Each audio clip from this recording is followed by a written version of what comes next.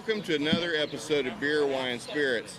Today we're on our way down to Carillon Brewery to check out how they made beer 200 years ago. Tanya, the brewster, the female brewmaster, The brewmaster. the brewster, is doing a phenomenal job teaching people how they did it in the old day, how it was a sustainable place to be able to get your nourishment in a liquid form. Yeah. Because you couldn't. No, you it was couldn't like drink the bread water. that you drank, man. That's what's so wonderful about it. It freaked me out to see the level that they went to keep it original.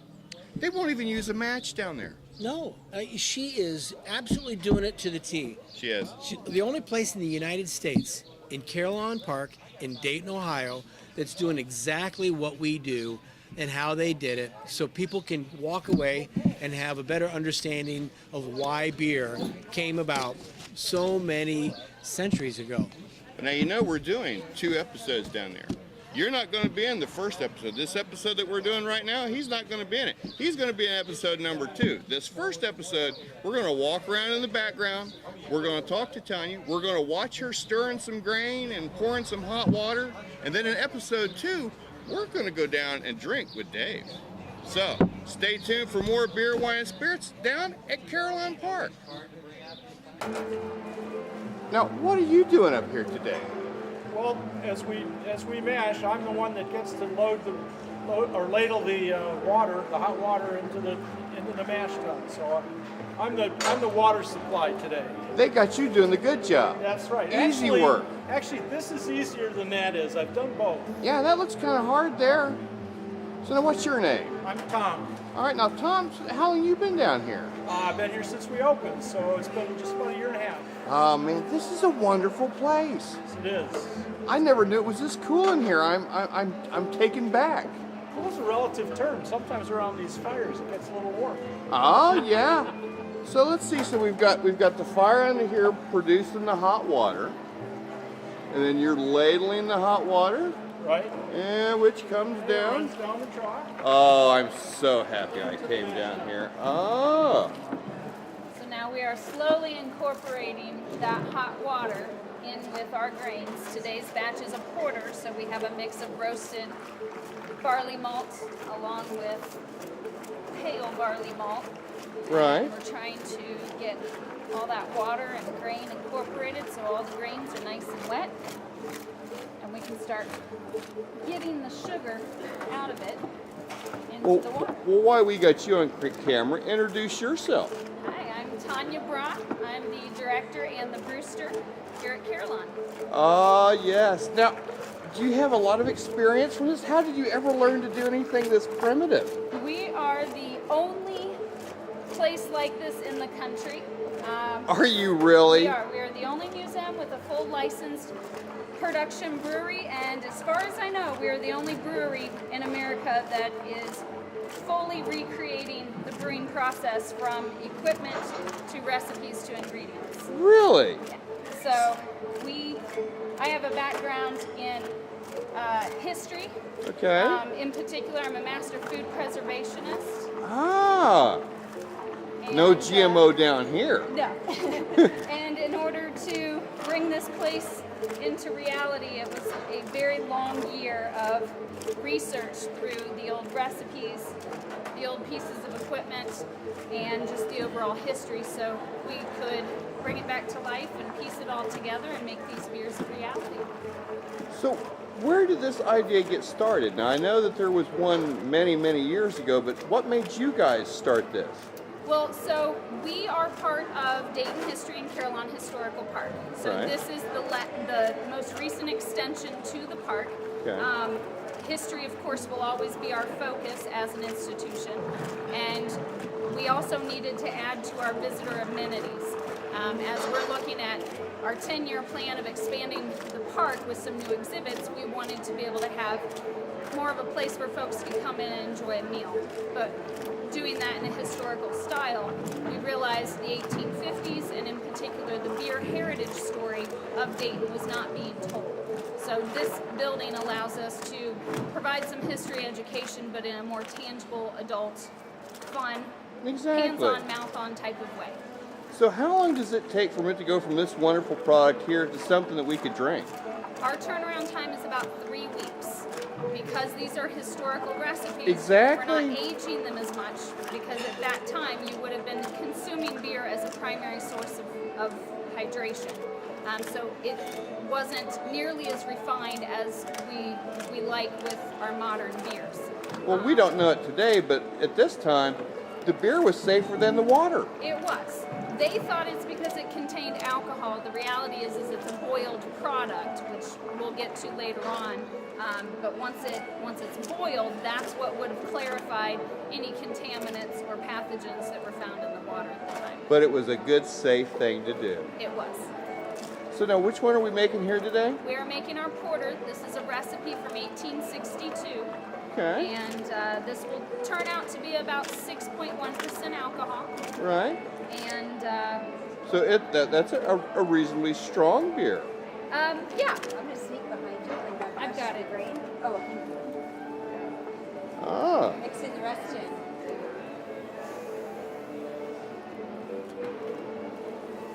We're incredibly interested in the beer history of our town.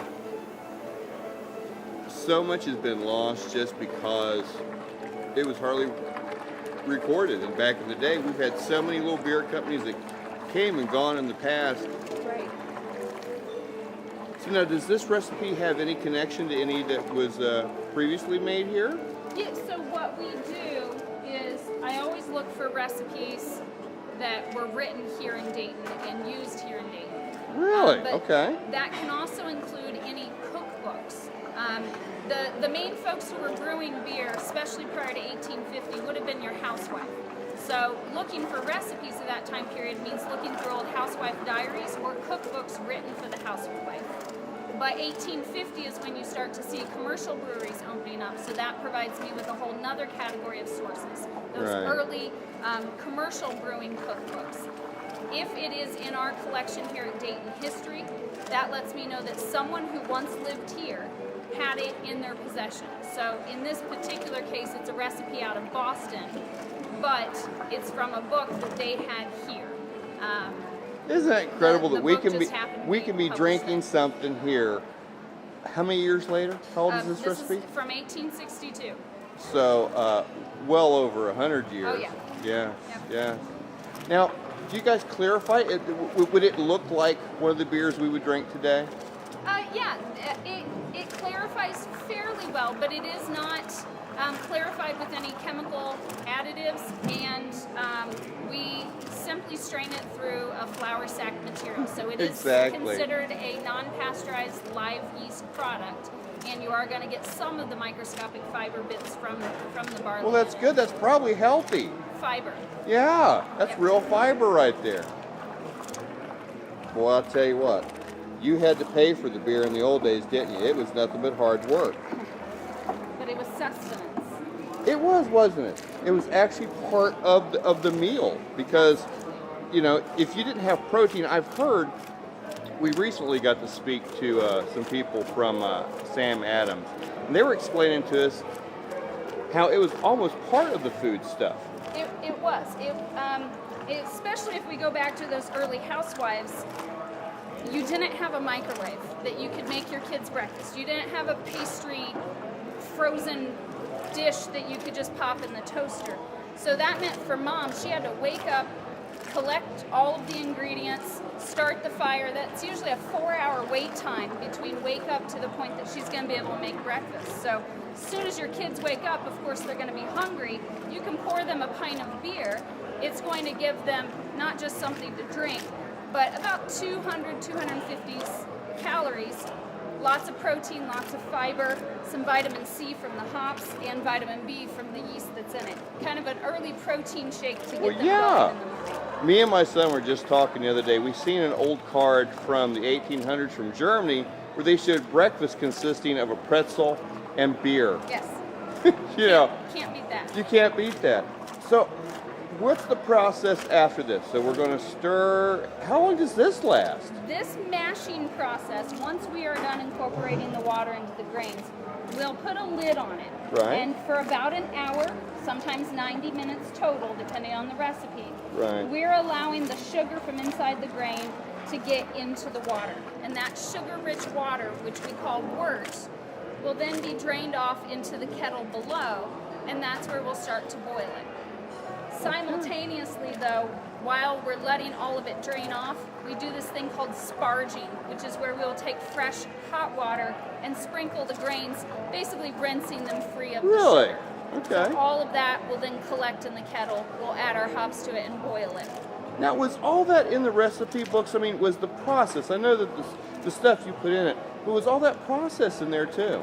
In some of them, recipes historically read very differently than they do today. Yeah. We tend to think of a recipe being step or process oriented. Exactly. Everything lined out for you, one right after the other. Whereas historically, it was written more as a narrative, a story. There were unwritten rules that you simply just knew because that was customary. Stirring, or in our case with mashing, you knew that in order to make beer, it required a mash process, and you knew roughly how long that was. So often these recipes read, mash in the usual way.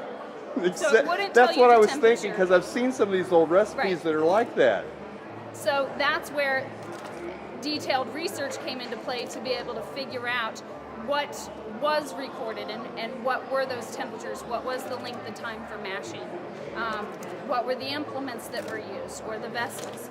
So it usually wasn't all in one piece or with one recipe. It required multiple sources in order to piece that together so you knew the whole story. So when we come back from break, are we going to see some poured down here in the thing? Yes, we will. All right, stay tuned for more beer, wine, and spirits down here at Carillon Brewing.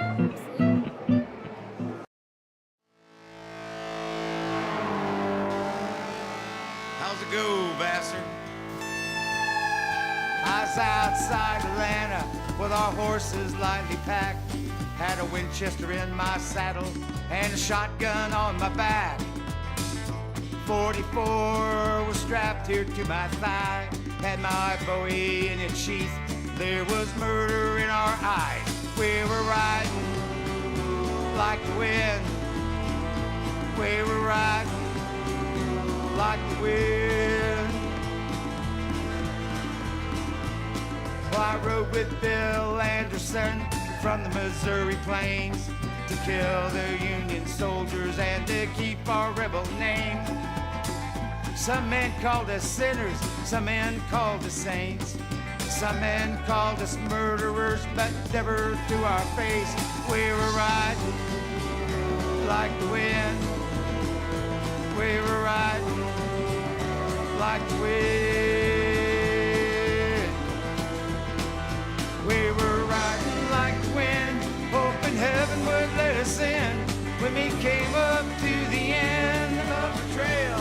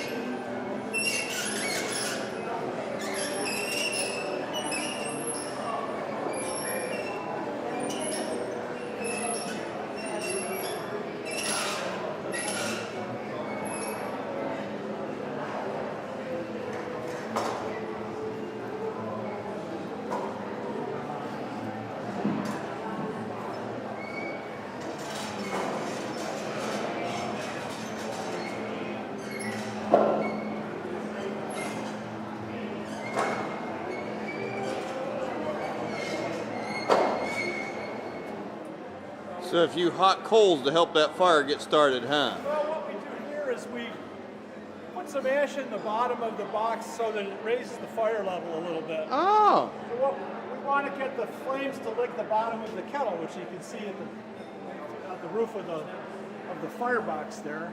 Oh, okay. So after I get some ash in there, I'll add a bag of charcoal, and then we'll fill it up with. Nancy, with I wood. thought you was just cheating with the hot coals. Well, we'll use the hot coals later because we don't use matches here. We start with hot coals. No matches. Very. Man, now that complicates things right there. It does. But you can see here we've got a lot of hot coals stored up. So. Yeah, a lot to start off with. Yeah. Fire starter. I gotta say one thing. So far, I'm enjoying this a whole lot.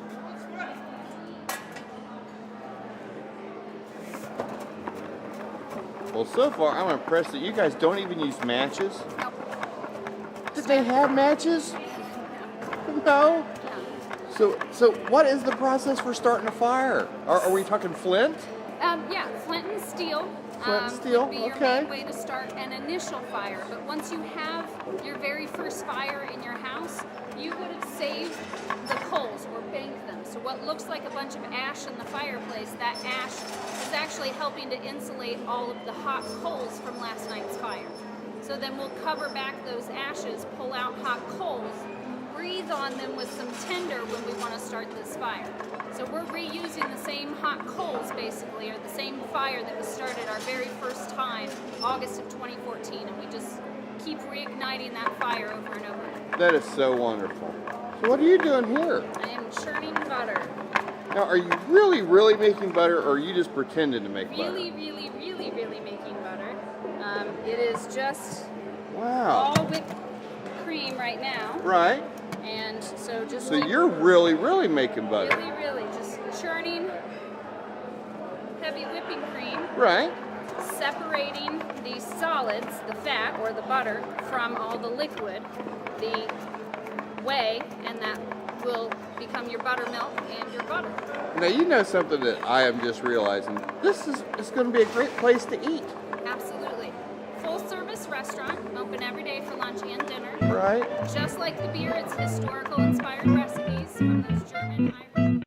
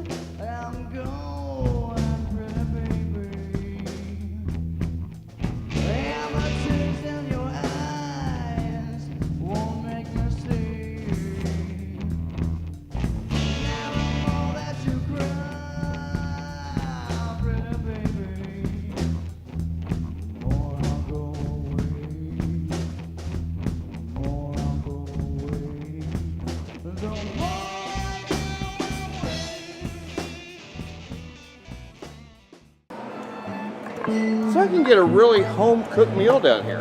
Absolutely. We are open every day for lunch and dinner.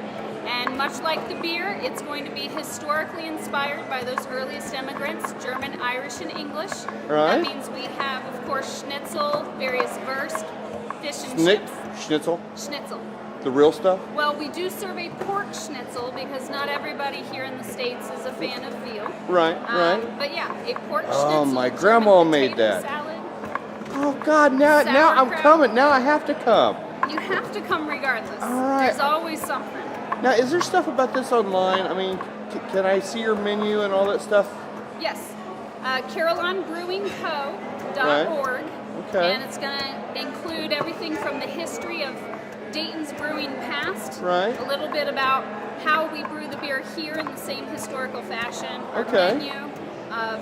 Information about how you can see the park as well, since we are part of Carillon Historical Park. This Now, is this a reservation kind of place? Do I need to call ahead? We do tend to get busy, like most restaurants, in particular in the evenings, Fridays and Right. Saturdays. We accept reservations for parties of 8 or more. All right. So if you have a large group, please call ahead. So perfect birthday party or anniversary or even a wedding thing. A date night, yeah. Yeah. We have our beer hall that you can book for your private parties. Really? Can accommodate up to about 60 people. Okay. Now, you see, all my friends kept telling me that we have to come down here because, this is going to be show number 5. They said, well, it has to be one of the first 10 at least. Yes. We would have been down here before this. Yeah. This is too cool. All right, so how long do you have to do that to make butter? It'll take about an hour. That's a long time for a little bit of butter. Yes. But butter is a historical way of preserving your dairy. Oh, You yeah. rarely would have drank a glass of milk. Instead, Oh, yeah. once you milk the cow, you're either going to turn that milk into cheese, Right, which which it obviously holds. takes longer and holds a lot longer. Yeah. Or you're going to churn, drink the buttermilk or cook with the buttermilk immediately, but all the butter, once you add salt to it, can stay preserved for a couple of months. You have a lot of fun down here, don't you? Just a bit. I can tell. But the cold water doesn't mix the oil, which is used as a rinse. Right, because fat and water are never going to get so the water just mixes all the time.